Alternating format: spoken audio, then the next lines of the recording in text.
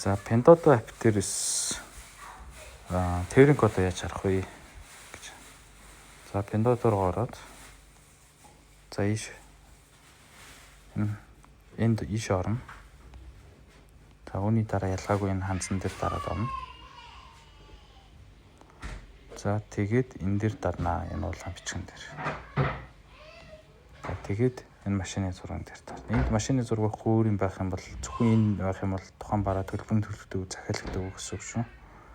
Энэ машины ногоон зураг байх юм бол захиалагдсан байгаа. Хүргэлтэнд явж байгаа гэсэн үг. За тэгээд ийш орохоор энд тээврийн код үүж байна. Энэ дээр дараад хуудаад авна. Ингээ хуулаад авсан кодоо ийшээ ороод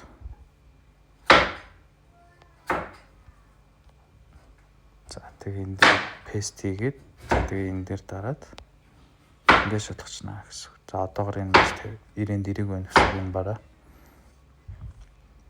Ингээд Эрдэнэ карго цэгийн 1900 сая төгрөгөөр шалгачих шүү.